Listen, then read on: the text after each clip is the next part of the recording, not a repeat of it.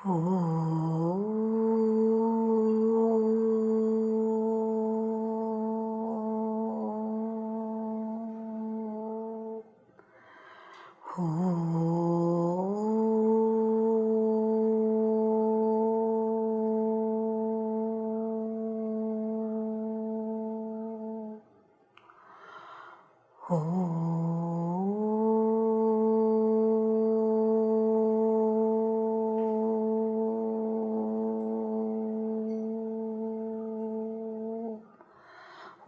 ശ്രീ ഗണേശായ നമഃ.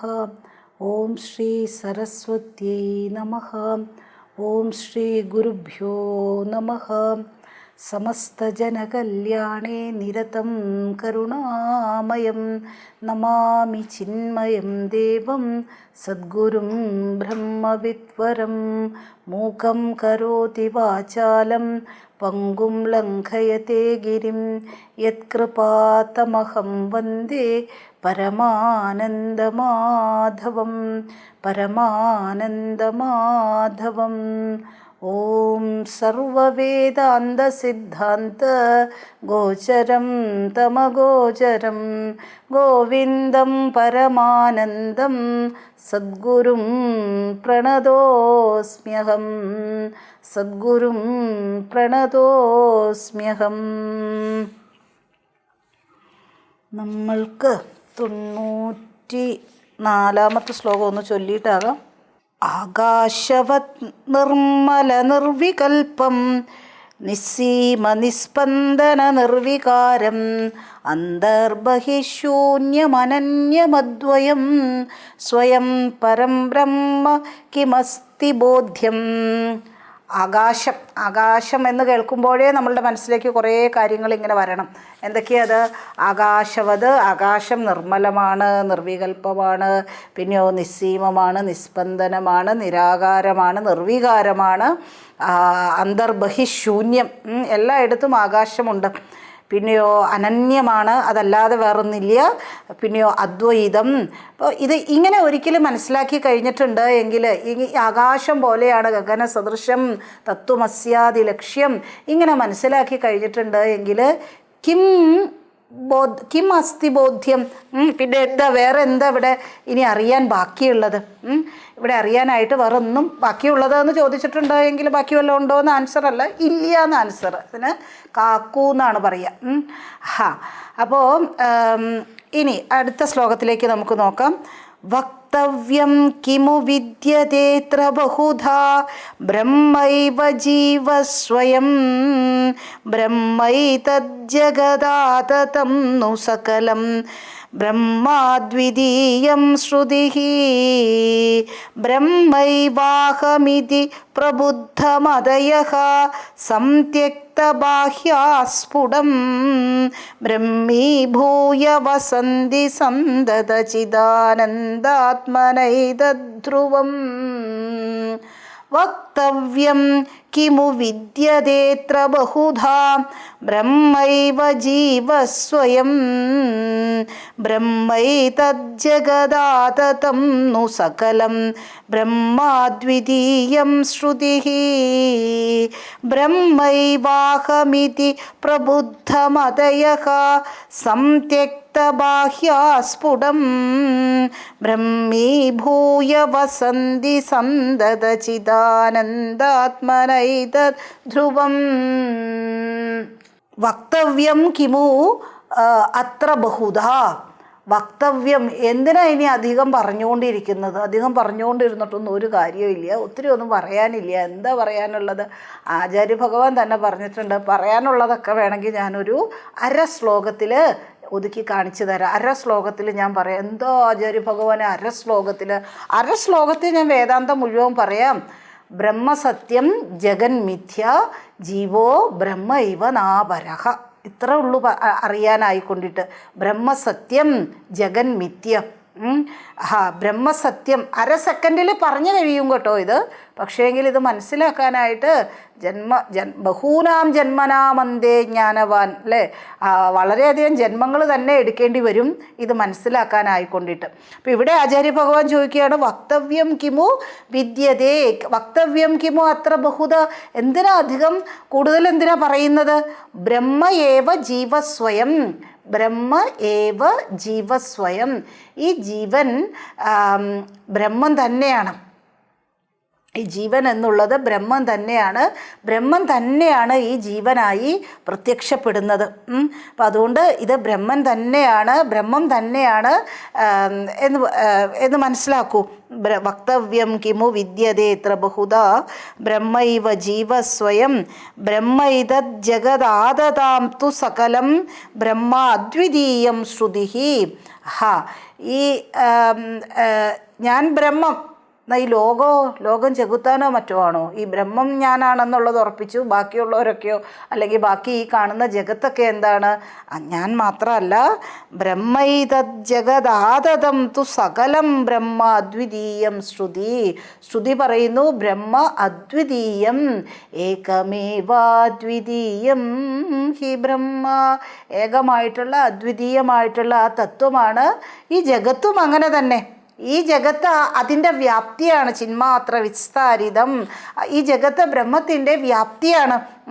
അപ്പോൾ ഞാൻ ബ്രഹ്മം നീ ചെകുത്താൻ എന്നുള്ളതല്ല, ഞാനും ബ്രഹ്മമാണ്, അതുപോലെ തന്നെ നീയുമാണ്, ഈ ലോകവും അങ്ങനെ തന്നെയാണ്. പ്രബുദ്ധമതയ, സാക്ഷാത്കരിച്ചിട്ട് പ്രബുദ്ധരായിട്ടുള്ളവർ, സാക്ഷാത്കരിച്ചിട്ടുള്ളവർ അവർ മനസ്സിലാക്കുന്നു ബ്രഹ്മ ഏവ അഹം ഇതി, ബ്രഹ്മം ഞാൻ തന്നെയാണ് എന്ന് അവർ മനസ്സിലാക്കുന്നു. സന്ധ്യക്ത ബാഹ്യാസ്ഫുടം, ഇങ്ങനെ മനസ്സിലാക്കി കഴിഞ്ഞിട്ട് പിന്നെ ബാക്കിയുള്ളതിൻ്റെ പുറകെ ഓടേണ്ട കാര്യമുണ്ടോ? ഞാനാണ് ബ്രഹ്മം, സകലതും ഞാൻ തന്നെയാണെന്ന് മനസ്സിലാക്കി കഴിഞ്ഞിരിക്കുന്ന ഒരു മഹാത്മാവിനെ സംബന്ധിച്ചിടത്തോളം പിന്നെ എന്തിൻ്റെയെങ്കിലും ആവശ്യം അവനുണ്ടോ? അതുകൊണ്ട് ഒന്നിനോടും ഒരാസക്തിയില്ല, മറ്റുള്ളവയോടുള്ള ആസക്തി എല്ലാം ത്യജിച്ച്, എല്ലാ തരത്തിലുള്ള ആസക്തിയെയും ത്യജിച്ച് ബ്രഹ്മീഭൂയ വസന്തി, ദേ ലീവ് ഹിയർ വസന്തി, അവർ ഇവിടെ ജീവിക്കുന്നു. എങ്ങനെ? ബ്രഹ്മമായിട്ട് തന്നെ. ബ്രഹ്മത്തെ അറിഞ്ഞവൻ ബ്രഹ്മമായി ഭവിക്കുന്നു, അല്ലെങ്കിൽ ബ്രഹ്മം തന്നെയാണ്. ഭവിക്കുക എന്നുള്ളതൊന്നുമില്ല, ബ്രഹ്മം തന്നെ ആയിരുന്നു. അത് ആ സത്യം അറിഞ്ഞു കിടക്കുകയായിരുന്നു. ആ സത്യം മനസ്സിലാക്കിയപ്പോൾ മറ നീങ്ങി പുറത്തു വന്നു, അല്ലെങ്കിൽ മറ നീങ്ങി ആ സത്യത്തെ തിരിച്ചറിഞ്ഞു, അത്ര മാത്രമേ ഉള്ളൂ. അവിടെ ഒന്നും ആയിത്തീരുന്നൊന്നുമില്ല. എങ്കിലും വാക്കുകളെ കൊണ്ട് പറയുമ്പോൾ എപ്പോഴും വാക്കിൻ്റെ പരിമിതിയുണ്ട് അല്ലേ? എങ്ങനെയാ ബ്രഹ്മമായിട്ട് ചിദാനന്ദാത്മനാം, ചിദാത്മാവായിട്ട് ധ്രുവം നിശ്ചയമായിട്ട് ഉറപ്പിച്ച് അങ്ങനെ തന്നെയാണ് എന്നുള്ള ആ നിശ്ചയത്തോടു കൂടി ഇവിടെ പിന്നെ അങ്ങനെയുള്ള ഒരാളെ സംബന്ധിച്ചിടത്തോളം ഒന്നും ചെയ്യുന്നുമില്ല, ഒന്നും ചെയ്യാതിരിക്കുന്നുമില്ല, പിന്നെയോ ഒന്നിൻ്റെയും പുറകെ പായാനുമില്ല, ഇനിയിപ്പോൾ ഒന്നും ഒഴിഞ്ഞു പോകാനും ഇല്ല. അങ്ങനെയുള്ള സർവം ബ്രഹ്മമയം അല്ലേ? രേ രേ സർവം ബ്രഹ്മമയം. അങ്ങനെ കിം കിം കരണീയം, എന്താ ഇനി ചെയ്യാനുള്ളത്? ഒന്നും ചെയ്യാതിരിക്കാൻ എന്നതാ ഉള്ളത്? ഇങ്ങനെ എല്ലാം ബ്രഹ്മമാണ്. പിന്നെ എന്തിൻ്റെ പുറകെ പോകാനാണ്? അതഃ പരബ്രഹ്മാത്മനാസ്തി യഥാ, ആചാര്യ ഭഗവാൻ വേറൊരിടത്ത് സാധന പഞ്ചകത്തിൽ പറഞ്ഞിരിക്കുന്നു. പിന്നെ ബ്രഹ്മമായി തന്നെ ഇവിടെ വർത്തിക്കുക, അത്രയേ ഉള്ളൂ. ഒന്നും നേടാനുമില്ല, ഒന്നും നഷ്ടപ്പെടാനുമില്ല, ഒന്നിൻ്റെ പുറകെ പോയി എത്തിപ്പിടിക്കാനുമില്ല, ഒന്നും ഇട്ട് ഒഴിഞ്ഞു പോകാനുമില്ല. ഞാൻ ബ്രഹ്മമാണ് എന്ന് എല്ലാവരോടും പറഞ്ഞുകൊണ്ട് കിടക്കുകയൊന്നും വേണ്ട, ഫോൺ വിളിച്ച് പറയുകയൊന്നും വേണ്ട. ആനന്ദ സ്വരൂപമായിട്ട് ഇവിടെ കഴിഞ്ഞുകൂടിയാൽ മതി. ആനന്ദമായി ബ്രഹ്മമായി ഇവിടെ ജീവിച്ചാൽ മതി, ഇവിടെ കഴിഞ്ഞാൽ മതി. എത്രമാത്രം ആയുസ്സുണ്ടോ അത്രമാത്രം ഹാപ്പി ആയിട്ട് തൃപ്തമായിട്ട്. ഇനി ഒന്നും നേടാനുമില്ല, ഒന്നുമില്ല, ഒന്നും നഷ്ടപ്പെടാനുമില്ല, ഒന്നും നേടാനുമില്ല. ആ ഒരു അവസ്ഥയിൽ ജീവിക്കണമെന്ന് ആസക്തിയുമില്ല, മരിക്കണമെന്നിട്ട് ആഗ്രഹവുമില്ല. ആ ഒരവസ്ഥയിൽ ഇവിടെ കഴിഞ്ഞുകൂടിയാൽ മതി, ഒന്നിനാലും ബാധിക്കാതെ, ഒരു ദുഃഖത്താലും ബാധിതമാകാതെ സ്വസ്ഥമായിട്ട്. അതാണ് സ്വസ്ഥത എന്നുള്ളത്. ഒന്നുകൂടി വായിക്കാം. വക്തവ്യം കിമു വിദ്യതേത്ര ബഹുധാ ബ്രഹ്മൈവ ജീവസ്വയം ബ്രഹ്മൈതജ്ജഗദാതതം नु सकलं ബ്രഹ്മാദ്വിതീയം ശ്രുതിഃ ബ്രഹ്മൈവാഹമിതി പ്രബുദ്ധമദയഃ സംത്യക്തബാഹ്യാസ്ഫുടം ബ്രഹ്മീഭൂയ വസന്തി സന്തതചിദാനന്ദാത്മനൈതധ്രുവം. അടുത്ത ശ്ലോകം നോക്കാം. 396. ജഹിമലമയകോശോഹം ധിയോത്ഥ്യാപിതാശാം പ്രസഭമലിനകൽപേ ലിംഗദേഹേപി പശ്ചാത് നിഗമഗദിതകീർത്തിം നിത്യമാനന്ദമൂർത്തിം സ്വയമിതി പരിചീയ ബ്രഹ്മരൂപേണ തിഷ്ഠാം ജഹിമലമയകോശേഹം ധിയോത്ഥ്യാപിതാശാം പ്രസഭമലിനകൽപേ ലിംഗദേഹേപി പശ്ചാത് നിഗമഗദിതകീർത്തിം നിത്യമാനന്ദമൂർത്തിം സ്വയമിതി പരിചീയ ബ്രഹ്മരൂപേണ തിഷ്ഠാം. അപ്പോൾ ഇതിനു മുമ്പ് പറഞ്ഞു ആനന്ദസ്വരൂപമായിട്ട് ഇവിടെ കഴിയണം, ഒന്നിനാലും ബാധിക്കാതെ. അതായത് നമ്മളെ സംബന്ധിച്ചിടത്തോളം ഇപ്പോൾ നമ്മളുടെ ദുഃഖം മാത്രമേ നമ്മളെ ബാധിക്കുകയുള്ളൂ, മറ്റുള്ളതൊന്നും നമ്മളെ ബാധിക്കില്ല. ലോകത്തിൽ എന്തൊക്കെ നടന്നാലും, ലോകത്തിൽ എന്തൊക്കെ കാര്യങ്ങൾ നടന്നാലും എന്നെ അതൊന്നും ലോകം കീഴ്മേൽ പറഞ്ഞാലും എനിക്ക് പ്രശ്നമില്ല. പക്ഷേ എൻ്റെ ദുഃഖം എനിക്ക് വലുതാണ് കേട്ടോ. മറ്റുള്ളവരുടെ ദുഃഖമൊന്നും ഞാൻ വലിയ കാര്യമായിട്ട് എടുക്കില്ല, എന്നെ ബാധിക്കില്ല. അങ്ങനെയല്ല, മറ്റൊരാളുടെ ദുഃഖത്താൽ ബാധിതനാകുന്നതാണ് തൻ്റെ ദുഃഖത്തെ ഓർത്ത് തൻ്റെ ദുഃഖം പറഞ്ഞുകൊണ്ട് വിലപിച്ചുകൊണ്ടിരിക്കുന്നതിനേക്കാളും നല്ലത് മറ്റുള്ളവരുടെ ദുഃഖത്തിൻ്റെ പുറകെ പോകുന്നതാണ്. ഓക്കെ. ഇനി ഇവിടെ ആചാര്യഭഗവാൻ പറയുകയാണ് ജഹി. ജഹി എന്ന് വെച്ചാൽ ഉപേക്ഷിക്കൂ, നശിപ്പിക്കൂ, അല്ലേ? ജഹി മൂഢജഹീഹി ധനാഗമ തൃഷ്ണ. ഇവിടെ ജഹി എന്താ ഇവിടെ ഉപേക്ഷിക്കുക? അവിടെ ധനാഗമ തൃഷ്ണയാണ് ഉപേക്ഷിക്കേണ്ടതെങ്കിൽ ഇവിടെ എന്താണ് ഉപേക്ഷിക്കേണ്ടത്? ഇവിടെ മലമയ കോശോഹം ധിയോത്ഥാപിതാശാം. മലമയ കോശേ, ഈ മലമയ കോശേ അഹം ധിയ ധിയ പ്ലസ് ഉത്ഥാപിത ധിയോത്ഥാപിത ദിയോത്ഥാപിതാംശാം ദിയോത്ഥാപിതാശാം ആശാം ജഹി. ആശകളെയൊക്കെ, ആഗ്രഹത്തെ ഉപേക്ഷിക്കൂ, അല്ലെങ്കിൽ ആഗ്രഹത്തെ ഇല്ലാതാക്കൂ, ആഗ്രഹത്തെ നശിപ്പിക്കൂ. എങ്ങനെ ഈ ആഗ്രഹം ഉണ്ടായത്? ഉത്ഥാപിത, അത് ഉയർന്നു പൊന്തിച്ചു വരുന്നു ആഗ്രഹം. എങ്ങനെയാണ് ആഗ്രഹം ഉയർന്നു വരുന്നത്? അഹങ്കാരധിയ, അഹങ്കാരത്താൽ ഉളവായ ആശയെ ത്യജിക്കൂ, അഹങ്കാരത്താൽ ഉളവായ ആശയെ ത്യജിക്കൂ. അഹങ്കാരം എവിടെയാണ്? മലമയ കോശേ. ഈ മലമയമായിട്ടുള്ള കോശം, മലമയ കോശം എന്ന് പറഞ്ഞാലോ അന്നമയ കോശത്തെയാണ് അന്നം കൊണ്ടുണ്ടായത്. അന്നം കുറച്ച് അല്ലേ, കുറച്ച് രാവിലെ പാചകം ചെയ്ത അന്നം വൈകുന്നേരം വേനൽക്കാലത്ത്, ഇപ്പോൾ നമ്മുടെ ഈ വേനൽക്കാലത്ത് വൈകുന്നേരം ആകുമ്പോഴത്തേക്കും അത് ചീത്തയായിട്ടുണ്ടാകും. അപ്പോൾ അന്നത്താൽ ഉണ്ടായ ശരീരത്തിൻ്റെ അവസ്ഥയൊന്ന് ഓർത്ത് നോക്കൂ. അതുപോലെ ഇത് മുഴുവൻ അഴുക്കാണ്. മലമയമായിട്ടുള്ള ഈ കോശം, അന്നമയ കോശം അഥവാ സ്ഥൂല ശരീരം. അപ്പോൾ ഈ സ്ഥൂല ശരീരം, അതിലാണ് ഞാൻ എന്നുള്ള ഭാവം, ഞാനാണ് എന്ന് പറഞ്ഞിട്ട് ഈ സ്ഥൂല ശരീരം വഹിച്ചുകൊണ്ടാണ് നാം നടക്കുക. അപ്പം ഈ സ്ഥൂല ശരീരത്തിൽ അനവധി ആഗ്രഹങ്ങൾ, ആദ്യമൊക്കെ ആഗ്രഹങ്ങൾ, എൻ്റെ സെക്യൂരിറ്റി എനിക്ക് വളരെയധികം വലുതാണ്, എൻ്റെ സെക്യൂരിറ്റി. അത് കഴിഞ്ഞിട്ടുണ്ടെങ്കിൽ എൻ്റെ കൊച്ചു കൊച്ചു സന്തോഷങ്ങൾ, കൊച്ചു കൊച്ചു സുഖങ്ങൾ. പിന്നെ അത് കഴിയുമ്പോഴത്തേക്കും എനിക്ക് സമൂഹത്തിൽ എന്തെങ്കിലുമൊക്കെ ഒരു പേരൊക്കെ വേണം, സമൂഹത്തിന് വേണ്ടിയിട്ട് എന്തെങ്കിലും ചെയ്തിടണം. ഒന്നെങ്കിൽ പേഴ്സണൽ അച്ചീവ്മെൻറ്റ് നടത്തണം, കിട്ടണം, നേടണം. അല്ല എങ്കിൽ സമൂഹത്തിന് വേണ്ടിയിട്ട് ഞാൻ എന്തെങ്കിലും ഒരു കോൺട്രിബ്യൂഷൻ എൻ്റേതായിട്ട്, ഇങ്ങനെ എന്തൊക്കെ ആഗ്രഹങ്ങളാണ് ഈ ശരീരത്തെ ചുറ്റിപ്പറ്റി നമ്മൾക്കുള്ളത്. അപ്പോൾ ഈ ആഗ്രഹങ്ങൾ എങ്ങനെയാണ് ഉണ്ടാകുക? ഈ ശരീരമാണ് ഞാനെന്നുള്ള അഹങ്കാരം കൊണ്ട്, ആ അഹങ്കാരത്തിൽ നിന്ന് ഉളവായിട്ടുള്ളതാണ് ഈ ആഗ്രഹങ്ങൾ. അതുകൊണ്ട് ഈ ആഗ്രഹങ്ങളെ, അഹങ്കാരത്തിൽ നിന്നും ഉയർന്നു വന്ന അല്ലെങ്കിൽ ഉളവായിട്ടുള്ള ഈ ആഗ്രഹത്തെ ജഹി, ഉപേക്ഷിക്കൂ, നശിപ്പിക്കൂ. ഈ എന്താ അർത്ഥം? ഈ ശരീരവുമായിട്ടുള്ള താതാത്മ്യത്തെ ഇല്ലാതാക്കൂ, ഈ ശരീര താതാത്മ്യം ഇല്ലാതെയാക്കൂ.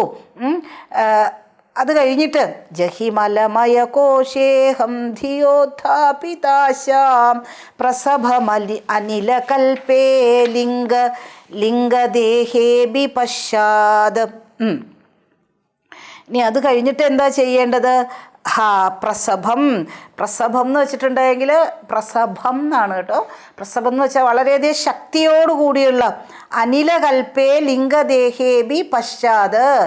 ഈ വളരെയധികം ഫോഴ്സ് ചെയ്യണം, അതിന് ശക്തി ചെലുത്തണം. എന്തുകൂടി ഉപേക്ഷിക്കണം? ആദ്യം മലമയ കോശത്തിൽ ഞാനെന്നുള്ള ഭാവത്തിൽ നിന്നുണ്ടായിട്ടുള്ള ആഗ്രഹങ്ങളെ ത്യജിച്ചതിന് ശേഷം പിന്നീട് ഈ ലിംഗദേഹവും അതുകൂടി ഉപേക്ഷിക്കൂ. ലിംഗദേഹം എന്ന് വെച്ചാലോ, ആദ്യം സ്ഥൂലദേഹത്തിലുള്ള താതാത്മ്യം ഉപേക്ഷിക്കണം, പിന്നെ സൂക്ഷ്മദേഹവുമായിട്ടുള്ള താതാത്മ്യം. അപ്പോൾ മനസ്സിൻ്റെ വിചാരങ്ങളുമായിട്ട് താതാത്മ്യപ്പെട്ടിട്ടാണ് ഞാൻ സുഖിയാണ്, ഞാൻ ദുഃഖിയാണ്, ഞാൻ ഗ്ലൂമിയാണ്, അതാണ് ഇതാണെന്നൊക്കെ പറഞ്ഞുകൊണ്ടിരിക്കുന്നത്. അപ്പോൾ ഈ സൂക്ഷ്മദേഹം എങ്ങനെയുള്ളതാണ്? അനിലകൽപേ, വായു പോലുള്ള സൂക്ഷ്മദേഹം. വായു പോലുള്ള എന്ന് വെച്ചിട്ടുണ്ടെങ്കിൽ പ്രാണമയ കോശവും ഈ സൂക്ഷ്മദേഹത്തിൽ തന്നെ പെടുന്നതാണ്. അതുകൊണ്ട് ഈ സൂക്ഷ്മദേഹവുമായിട്ടുള്ള താതാത്മ്യവും ഉപേക്ഷിക്കണം. ഒന്നും ചെയ്യാതെ ഇരുന്നിട്ടുണ്ടെങ്കിൽ അത് തന്നെ ഉപേക്ഷിച്ച് പോകുമെന്ന് പറയാൻ പറ്റില്ല. ഒന്നും ചെയ്യാതെ ഒരു ദിവസം എല്ലാ താതാത്മ്യവും അങ്ങ് നശിച്ചു പോകും എന്നൊന്നും പറഞ്ഞുകൊണ്ടിരുന്നിട്ട് കാര്യമില്ല. അതിനായിട്ട് പ്രസഭം വളരെയധികം ശക്തി ചെലുത്തേണ്ടിയിരിക്കുന്നു. ഒന്നും ചെയ്യാതെ ഓട്ടോമാറ്റിക്കലി നമ്മൾക്ക് ഒന്നും ചെയ്യാതെ ഉണ്ടായിക്കൊണ്ടിരിക്കുന്ന ഒരേ ഒരു കാര്യമുള്ളത് വയസ്സാകും. ഒന്നും ചെയ്തില്ല എങ്കിലും വയസ്സായിക്കോളും, അല്ലേ? പ്രത്യേകിച്ച് ഒന്നും ചെയ്യേണ്ട വയസ്സാകാൻ വേണ്ടി കൊണ്ടിട്ട്.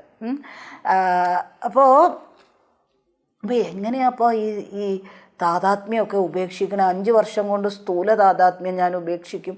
അത് കഴിഞ്ഞ് പിന്നെ അടുത്ത 5 വർഷം കൊണ്ട് സൂക്ഷ്മദേഹ താതാത്മ്യം അവസാനിപ്പിക്കണം, അല്ലെങ്കിൽ നശിപ്പിക്കണം.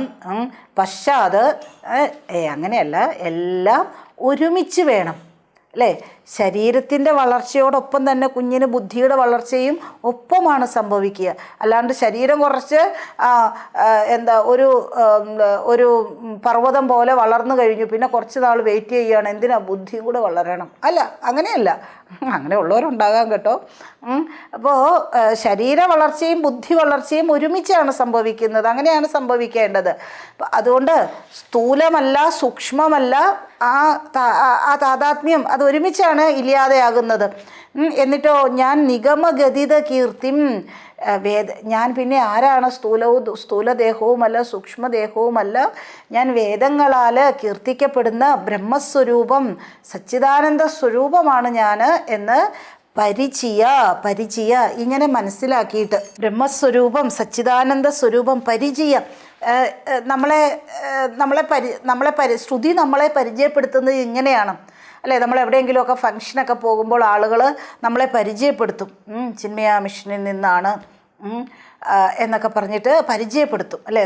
നമ്മളെവിടെ നിന്നാണ് വരുന്നത്, നമ്മൾ എന്താണ് ചെയ്തുകൊണ്ടിരിക്കുന്നത്, ഇങ്ങനെയൊക്കെയുള്ള കാര്യങ്ങൾ നമ്മളെ പരിചയപ്പെടുത്താനായിട്ട് ഒരു സ്പീക്കർ അവിടെ ഉണ്ടാകും, ഒരാളുണ്ടാകും, അല്ലേ? അപ്പോൾ ഇവിടെ ശാസ്ത്രം നമ്മെ പരിചയപ്പെടുത്തുകയാണ്.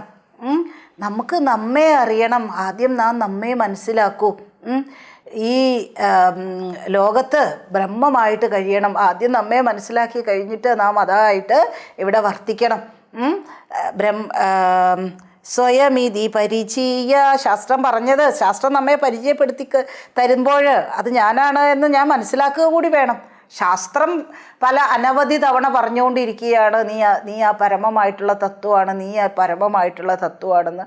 എത്രയൊക്കെ കേട്ടാലും പിന്നെയും ശങ്കരൻ തെങ്ങേല് എന്നുള്ള അവസ്ഥയാണ് എൻ്റെയെങ്കിലോ. അത് ശരിയാകില്ല. ശാസ്ത്രം അങ്ങനെ പരിചയപ്പെടുത്തി തരുമ്പോൾ ഞാനത് മനസ്സിലാക്കണം. എന്നിട്ട് ബ്രഹ്മരൂപേണ തിഷ്ഠ, എന്നിട്ട് പിന്നെ ബ്രഹ്മമായിട്ട് ഇവിടെ വസിക്കുക. ഓക്കെ, ഒന്നുകൂടി നമ്മൾക്കിതൊന്ന് ചൊല്ലാം. ജഹിമലമയകോശേഹം ധിയോത്ഥാപിതാശാം പ്രസഭമലിനകൽപേ ലിംഗദേഹേപി പശ്ചാത് നിഗമഗതിതകീർത്തിം നിത്യമാനന്ദമൂർത്തിം സ്വയമിതി പരിചീയ ബ്രഹ്മരൂപേണ തിഷ്ഠാം. അതിനു മുമ്പൊരു ശ്ലോകത്തിലും പറഞ്ഞിരുന്നു ജഹി മലമയ കോശം, അതുപോലെ തന്നെ തത്തുല്യമായിട്ട് പിണ്ടാണ്ടം ത്യജത മലഭാണ്ഡവത്. ഇതൊരു ഭാണ്ഡമാണ്, മലം കൊണ്ടുള്ള ഒരു ഭാണ്ഡം. ഈ ഭാണ്ഡവും പേറിയാണ് ഈ നടപ്പ്. ഇതിൻ്റെ അകത്ത് ഇല്ല അഴുക്കുകളുടെ ഒരു നല്ല ഒരു പാക്കേജ് ഉണ്ട്. വളരെ ആകർഷണീയമായിട്ടുള്ള ഒരു പാക്കേജ് ഇല്ലായിരുന്നുവെങ്കിൽ ഏതോ ആചാര്യൻ പറയുന്നത് കേൾക്കുകയുണ്ടായി, ഈ വടിയായിട്ട് നടക്കേണ്ടി വന്നേനെ. ഈ സ്കിന്നും കൊണ്ടുള്ള ഒരു പാക്കേജ് ഇതിനകത്ത് ഇല്ലായെങ്കിൽ ഈച്ചയും ഒക്കെ വന്ന് ഓടി വന്ന് നമ്മളെ ആക്രമിക്കും അല്ലേ. ഈ സ്കിന്നും കൊണ്ടുള്ള ഒരു പാക്കേജ് ഉള്ളത് കൊണ്ട് എന്നാലും ചിലവർ പോകുന്നിടത്തൊക്കെ കൊതുകിനെയും കൊണ്ടുപോകുന്നവരുണ്ട് അല്ലേ. കൊതുകുകൾ വന്ന് ആക്രമിക്കും. എന്താ പറഞ്ഞു വന്നത്, ഇത് ഒരു മലമയമായിട്ടുള്ള ഭാണ്ഡമാണ്. ഇതിനെ നല്ല വർണ്ണാഭമായിട്ടുള്ള ഒരു പാക്കറ്റ് കൊണ്ട് പൊതിഞ്ഞിരിക്കുന്നു, കവർ ചെയ്തിരിക്കുന്നു. യഥാർത്ഥത്തിൽ ഇത് മലമയ കോശമാണ്. അതിനെ ജഹി എത്രമാത്രം നമ്മൾ ഡസ്റ്റ്ബിന്നിൽ കൊണ്ടുപോയിടില്ലേ, ഡസ്റ്റ്ബിന്നായിക്കൊണ്ടിട്ട് കരുതുക ഇതിനെയും. അത്ര എളുപ്പമല്ല കേട്ടോ, പറയാൻ എളുപ്പമാണ്, പക്ഷേ കാര്യത്തോടെടുക്കുമ്പോൾ അറിയാം. ഒന്നുകൂടി നമുക്ക് വായിക്കാം. ജഹിമലമയ കോശേഹം ധിയോത്ഥാപിതാശാം പ്രസഭമലിനകൽപേ, അനിലകൽപേ വായു പോലെ, പ്രസഭമനിലകൽപേ ലിംഗദേഹേപി പശ്ചാത്. ലിംഗഗേഹ എന്നായിരിക്കും ബുക്കിലുള്ളത്, ലിംഗദേഹം എന്നാണ്. ലിംഗദേഹം സൂക്ഷ്മ ശരീരം. നിഗമഗതിത കീർത്തിം നിത്യമാനന്ദമൂർത്തിം സ്വയമിതി പരിചീയ ബ്രഹ്മരൂപേണ തിഷ്ഠ. അടുത്ത ശ്ലോകം. ആചാര്യ ഭഗവാനിലെ കവി ഇടയ്ക്കിടയ്ക്കൊക്കെ തലവെക്കും, നല്ല നല്ല മീറ്ററും ഒക്കെ ആയിട്ട് ആചാര്യ ഭഗവാൻ വരും. ശിഖരിണിയാണ്. ശവാകാരം യാവത് ഭജതി മനുജസ്താവദശുചിഃ പരേഭ്യഃ സ്യാത് ക്ലേശഃ ജനന മരണവ്യാധിനിലയഃ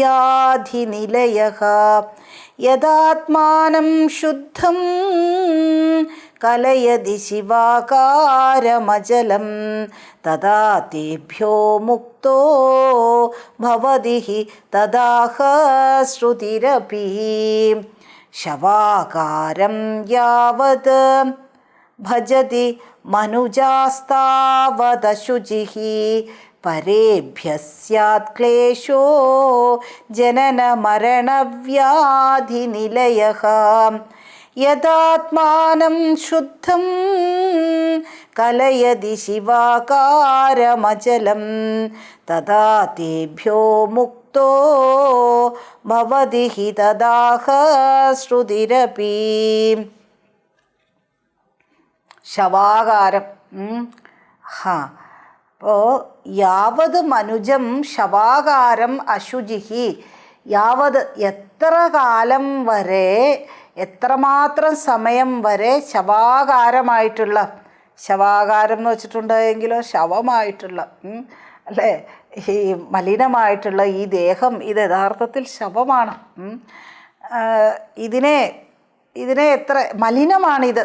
ശവാകാരം അശുചിഹി, ഇത് വളരെയധികം അത്യന്തം അഴുക്കാണ്. എത്രമാത്രം നമ്മൾ കുളിച്ചാലും കുറച്ച് നേരത്തേക്ക് പെർഫ്യൂമും പൗഡറും ഒക്കെ ഇട്ട് വളരെയധികം ഒക്കെ ശരീരത്തെയൊക്കെ വളരെ ഭംഗിയാക്കി കൊണ്ടു നടന്നാലും കുറച്ച് നേരം കഴിയുമ്പോൾ അത് അതിൻ്റെ സ്വഭാവം കാണിക്കാനായിട്ട് തുടങ്ങും അല്ലേ. പ്രത്യേകിച്ച് വേനൽക്കാലത്ത് പെർഫ്യൂമൊക്കെ അടിക്കുന്നവർ അതിൻ്റെ മണവും ദുർഗന്ധം, വിയർപ്പിൻ്റെ മണവും ഒക്കെയും കൂടി രണ്ടും കൂടി മിക്സ് ചെയ്തിട്ടുള്ള ഒരു മണം ഇങ്ങോട്ട് വരും. ഒരിക്കലും ഒരു ആചാര്യം പറയുണ്ടായി, ഈ ഈശ്വരൻ, നമ്മൾ തപസ് ചെയ്യും, മനുഷ്യർ തപസ് ചെയ്യും, ഈശ്വരൻ മുമ്പിൽ വന്ന് പ്രത്യക്ഷപ്പെടും, എന്നിട്ട് കുറച്ച് നേരം കഴിയുമ്പോഴേ ഈശ്വരൻ അപ്രത്യക്ഷമാകും. അത് ഈ മനുഷ്യൻ്റെ സ്മെല്ല് സഹിക്കാൻ വയ്യാത്തത് കൊണ്ടാണത്രേ. ഒന്നാമത് തപസ്സിലൊക്കെ ഏർപ്പെട്ടുകൊണ്ടിരിക്കുമ്പോൾ കുളിക്കുകയോ ഒന്നും ഇല്ലല്ലോ. എന്തായാലും യാവത് മനുജം ശവാകാരം അശുചിഹി, എത്ര കാലം വരെ മനുഷ്യൻ ഈ മലിനമായിട്ടുള്ള ഈ ദേഹം ജഡമാണ്, എത്ര കാലം വരെ ഇതിനെ ഇതിനെ ഭജിക്കുന്നുവോ അത്ര കാലം വരെ നാം അശുചിഹി, ഈ ദേഹത്തെ ഇങ്ങനെ ഭജിക്കുക എന്ന് പറഞ്ഞാലോ ഇതിൻ്റെ പാലനം, ഇതിൻ്റെ പോഷണം, ഇതിൻ്റെ പ്രീണനം, ഇതിനെ സന്തോഷിപ്പിക്കുക, ഇതിനെ പരിപാലിക്കുക, ഇതിൻ്റെ ചില ആളുകളുണ്ട് അങ്ങനെ രാവിലെ നമ്മളിങ്ങനെ ഈ സപ്താഹത്തിനൊക്കെ പോകുമ്പോൾ ചില അമ്മമാർ 3 മണിയൊക്കെ ആകുമ്പോഴേ എഴുന്നേൽക്കുകയൊക്കെ ചെയ്യും. പക്ഷെ അത് കഴിഞ്ഞിട്ട് മുത്തശ്ശി എന്താ ചെയ്യണേന്നറിയോ, കുളിക്കാനെടുക്കും ഒരു 1.5-2 മണിക്കൂർ.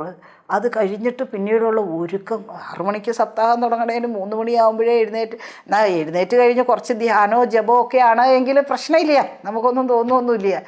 ഇത് ഈ അണിഞ്ഞൊരുങ്ങാനും അലക്കി കുളിക്കാനും അണിഞ്ഞൊരുങ്ങാനും മാത്രമായിട്ട് 4-5 മണിക്കൂറുകൾ വിനിയോഗിക്കുകയാണ്. ഇതിൻ്റെ പാലനത്തിനായിക്കൊണ്ടിട്ട് പിന്നെയോ ഇതിൻ്റെ പോഷണം, ഇതിനെ എന്തൊക്കെ കൊടുത്തിട്ടുണ്ട് എങ്കിൽ വേണം കേട്ടോ. അത്യാവശ്യം ഇത് ആരോഗ്യമായിട്ട് വെക്കേണ്ട ശരീരം മാത്രം ഖലു ധർമ്മസാധനം എന്നൊക്കെയാണ് പറയുക അല്ലേ. ശരീരത്തിൻ്റെ സംരക്ഷണം അത് വേറെ ആരുടെയും കയ്യിൽ ഏൽപ്പിക്കാതെ നമ്മൾ തന്നെ ചെയ്യേണ്ടതാണ്. ഇതിൻ്റെ ആരോഗ്യത്തെ നമ്മൾക്ക് നോക്കണം. ആരോഗ്യമുണ്ടാകാൻ വേണ്ടിയിട്ട് അത്യാവശ്യം വ്യായാമം, അതുപോലെയുള്ള കാര്യങ്ങൾ, യോഗയോ അതുപോലെയുള്ള കാര്യങ്ങൾ, നല്ല ഫുഡ്, ഇതൊക്കെ നമ്മൾ ശ്രദ്ധിക്കണം. ഇതൊന്നും വേണ്ടെന്നല്ല പറയുന്നത്. പക്ഷേ ഇത് മാത്രമായിട്ടിരുന്നാലോ, അത്രയും കാലം വരെ അശുചിഹി എന്നാണ് പറഞ്ഞിരിക്കുന്നത്. നമ്മളെ വിളിച്ചിരിക്കുന്നത് അശുചിയാണ്. പരേഭ്യസ്യാത് ക്ലേശ, പിന്നെയോ ഈ ശരീരത്തിൽ നിന്നും ക്ലേശം കിട്ടും, മറ്റ് ശരീരത്തിൽ നിന്നും മറ്റ് ജീവജാലങ്ങളിൽ നിന്നും ഒക്കെ ക്ലേശം. മറ്റ് ശരീരവും ഇതേപോലെ തന്നെയാണ്, മറ്റ് ശരീരവും അതുകൊണ്ട് അതിൽ നിന്നും അല്ലേ ചില ആളുകൾക്ക് ഈ ശരീരത്തിൻ്റെ പോഷണ പാലന പ്രീണനം ഒന്നും ആയിരിക്കില്ല, മറ്റുള്ളവയെ നമ്മളുമായിട്ട് കൂടെ ഉള്ളവരുടെ കാര്യങ്ങളിലായിരിക്കും. അവർക്കും ഈ ശരീര താദാത്മ്യം വളരെയധികം കൂടുതലായതുകൊണ്ടാണ് അങ്ങനെ ഒരു വർക്ക് വേറൊരാൾക്ക് വെച്ച് കൊടുക്കുന്നത് അല്ലേ. ശരീരവുമായിട്ട് വലിയ താദാത്മ്യം ഇല്ലാത്ത ഒരാൾ നമ്മളുടെ ശരീരത്തിൻ്റെ വർക്കുകൾ, അതായത് ഈ ദേഹത്തിൽ അണിഞ്ഞിരിക്കുന്ന ഡ്രസ്സ്, ഇതൊക്കെ വേറൊരാളുടെ കയ്യിലേക്ക് എടുത്തു കൊടുക്കുന്നത് എന്തുകൊണ്ടാണ്? നമ്മളുടെ ശരീരം കൊണ്ട് നമ്മൾക്ക് വളരെയധികം പ്രശ്നങ്ങളുണ്ട്. അത് കഴിഞ്ഞിട്ട് ഈ ശരീരം കൊണ്ട് മറ്റൊരാൾക്കും കൂടെ ക്ലേശത്തെ നമ്മൾ കൊടുക്കുകയാണ്. ജനന മരണവ്യാധി നിലയമാണ് ഈ ദേഹം. ജനന മരണവ്യാധി, ജനനത്തിനും മരണത്തിനും വ്യാധി, വളരെ വിവിധ തരത്തിലുള്ള ദുഃഖം, ഇവയ്ക്കൊക്കെ ആലയമാണ്, നിലയമാണ്, വീടാണ് ഈ ദേഹം എന്ന് പറയുന്നത്. യഥാ ആത്മാനം ശുദ്ധം കലയതി. അപ്പം അതുകൊണ്ട് എത്ര കാലം വരെ നമ്മൾ ഈ ദേഹത്തിൻ്റെ പോഷണാദികളിൽ സമയം മുഴുവൻ ചെലവഴിക്കുമോ അത്ര കാലം വരെ നാം അശുചിയാണ്, നാം അശുദ്ധരാണ്. ഇനി എങ്ങനെ വിശുദ്ധമാകുക എന്നാണെങ്കിൽ യഥാ ആത്മാനം ശുദ്ധം കലയതി, എപ്പോഴാണോ ശുദ്ധമായിട്ടുള്ള ഈ ശവമായിട്ടുള്ള ശരീരത്തെ ചൈതന്യവത്താക്കുന്ന ആ ചൈതന്യ സ്വരൂപത്തെ ഏത് കാലം വരെ ധ്യാനിക്കുന്നില്ലയോ അത്രയും കാലം വരെ അത്രയും കാലം വരെ അശുദ്ധരാണ്. എന്നാലോ ഈ ചൈതന്യ സ്വരൂപമായിട്ടുള്ള ആത്മാവാണ് താനെന്ന് ധ്യാനം ചെയ്യാൻ തുടങ്ങിയിട്ടുണ്ട് എങ്കിൽ ഈ ശവാകാരമായിട്ടുള്ള ദേഹത്തെ ശിവാകാരമാക്കുന്നത് ആ ചൈതന്യമാണ്. ആ ചൈതന്യാത്മാ സത്യം ശിവം സുന്ദരം അങ്ങനെയുള്ള ആത്മാ അതാണ് ഞാൻ എന്നറിയുമ്പോൾ, അങ്ങനെയാകുമ്പോൾ അചലം ദേഹതാദാത്മ്യത്തിൽ നിന്നുണ്ടായ ക്ലേശമെല്ലാം ഇല്ലാതെയാകുന്നു. ദേഹതാദാത്മ്യത്താൽ എന്തൊക്കെ വിഷമങ്ങളാണ് നമ്മൾക്കുണ്ടായിട്ടുള്ളത്. ശരീരത്തിൻ്റെ പെയിൻ ഒരു വശത്ത്, അതിനേക്കാളേറെ ഈ ശരീരം വളരെയധികം, ചില ആളുകളുണ്ട് എത്രയൊക്കെ കഴിച്ചില്ല എങ്കിലും വണ്ണം വയ്ക്കുന്ന സ്വഭാവത്തോടു കൂടിയ ആളുകളുണ്ട്. വല്ലാത്ത ബുദ്ധിമുട്ടാണ്. അവരെ ഇങ്ങനെ അവർ കളിയാക്കൽ കേട്ട് അവർക്കതൊരു പ്രശ്നമില്ല എങ്കിലും അവരുടെ മനസ്സിൽ ഒരു വിഷമമൊക്കെ ഉണ്ടാവും. തടിച്ചീന്ന് വിളിച്ചുകൊണ്ടിരിക്കുമ്പോൾ ആർക്കാണെങ്കിലും ഒരു ദുഃഖമൊക്കെ തോന്നില്ല. അല്ലെങ്കിൽ എന്ത് കഴിച്ചാലും വണ്ണം വയ്ക്കില്ലാത്ത ചില കോലി അല്ലേ, സ്റ്റിക്ക് എന്നൊക്കെ, എന്താ കുട്ടിയെ എനിക്കൊരു മാങ്ങ പറിക്കാനായിട്ട് ഒരു തോട്ടി വേണം, ഒന്ന് വരാമോ കുട്ടി, അങ്ങനെയൊക്കെ ചോദിച്ചിട്ട് വളരെയധികം കളിയാക്കലുകൾ അങ്ങനെയൊക്കെ ഉണ്ടാകും. അപ്പോൾ എത്രത്തോളം വരെ നമ്മൾ അതൊക്കെ കേൾക്കേണ്ടി വരും? ഞാൻ ഈ ശരീരമാണ് എന്നുള്ള ഈ ശവാകാരമായിട്ടുള്ള ഈ ശരീരത്തിൻ്റെ പോഷണത്തിൽ മാത്രം ശ്രദ്ധിച്ചുകൊണ്ടിരിക്കുന്നിടത്തോളം കാലം ഈ തരത്തിലുള്ള ക്ലേശങ്ങൾ എനിക്ക് അനുഭവിക്കേണ്ടി വരും. ഇനിയോ ഈ ക്ലേശങ്ങൾ എല്ലാം നശിക്കും. എങ്ങനെയാണ് നശിക്കുക? ശിവാകാരമായിട്ടുള്ള സത്യസ്വരൂപമായിട്ടുള്ള ആ ചൈതന്യത്തെ ഞാൻ എപ്പോൾ മുതലാണോ ധ്യാനിക്കാൻ തുടങ്ങിയത്, ഞാൻ ആ ശിവാകാരമായിട്ടുള്ള ചൈതന്യമാണ് എന്നുള്ള ഉറപ്പ് വന്നു കഴിഞ്ഞിട്ടുണ്ട് എങ്കിൽ, ഭാഗവതത്തിലൊരു കഥയുണ്ടല്ലോ, ജഡഭരതൻ്റെ തോളിലേക്ക് ആ പല്ലക്ക് വെച്ച് കൊടുത്തു കഴിഞ്ഞിട്ട് രഘുഗണ രാജാവ് ചോദിക്കുകയുണ്ടായി, അങ്ങ് വളരെയധികം ക്ഷീണിച്ചിട്ടാണല്ലോ, അങ്ങ് പല്ലക്ക് ചുമന്ന് വല്ലാതെ ക്ലേശിക്കുകയുണ്ടായോ എന്ന് കളിയാക്കുന്നതാണ്. യഥാർത്ഥത്തിൽ അവിടെ ആ രാജാവ് ഈ മഹാത്മാവിനെ കളിയാക്കുന്നതാണ്. അതായത് ഈ മഹാത്മാവിൻ്റെ ദേഹം വല്ലാതെ തടിച്ചിട്ടുള്ളയാളാണ്, വളരെ തടിച്ച് ഉള്ള ഒരാളാണ്. അപ്പോൾ അദ്ദേഹത്തോട് ചോദിക്കുക, നിങ്ങൾ വളരെ ക്ഷീണിച്ചിരിക്കുന്ന ഒരാളല്ലേ, നിങ്ങൾ വളരെ, അതായത് കുറച്ച് നേരമായുള്ളൂ അദ്ദേഹം പല്ലക്ക് ചുമക്കാൻ തുടങ്ങിയിട്ട്, പക്ഷേ ഇദ്ദേഹത്തോട് ചോദിക്കുകയാണ്, വളരെ കാലമായിട്ട് നിങ്ങൾ പല്ലക്ക് ചുമക്കുകയല്ലേ, ഇങ്ങനെയെല്ലാം കളിയാക്കിക്കൊണ്ട് ചോദിക്കുകയാണ്. അപ്പോൾ അവിടെ അദ്ദേഹം പറയുന്ന ഒരു മറുപടിയുണ്ട്, എനിക്കെന്തെങ്കിലും ഭാരം അനുഭവപ്പെടുകയായിരുന്നുവെങ്കിൽ നിങ്ങൾ ഈ പറയുന്നതൊക്കെ സത്യമായിരുന്നേനെ. അതായത് ഈ ശരീരമേ അല്ല ഞാൻ എന്നുള്ള ഉറപ്പ് വന്ന ഒരാളെ സംബന്ധിച്ചിടത്തോളം ഈ ശരീരത്തിൽ വല്ലക്ക് വെച്ചാലും വേണ്ടിയില്ല, വേറെ എന്ത് കൊണ്ട് വെച്ചാലും വേണ്ടിയില്ല, അല്ലേ? എത്ര ആ ശമീചക മഹർഷിയുടെ കഴുത്തിൽ ചീഞ്ഞ പാമ്പിനെയാണ് അദ്ദേഹം ആ ധ്യാനത്തിൽ നിന്ന് ഉണർന്നു കഴിഞ്ഞപ്പോൾ അത്ര ലാഘവത്തോടു കൂടിയാണ്, ഒരു പൂമാല എടുത്ത് കളയുന്ന ലാഘവത്തോടു കൂടിയാണ് ആ ചത്ത പാമ്പിൻ്റെ ദേഹത്തെ എടുത്ത് കളയുന്നത്, അല്ലേ? അപ്പോൾ അവരെ സംബന്ധിച്ചിടത്തോളം ഈ ദേഹതാതാത്മ്യം ഉണ്ടായിരുന്നുവെങ്കിൽ അല്ലറിയാനെ, അല്ലേ? ദേഹതാതാത്മ്യത്താൽ ഉണ്ടാകുന്ന ക്ലേശങ്ങളെല്ലാം ദേഹതാതാത്മ്യം വിട്ട് ശിവാകാരമായിട്ടുള്ള ചൈതന്യ താതാത്മ്യത്താൽ അത് ഇല്ലാതെയാകുന്നു.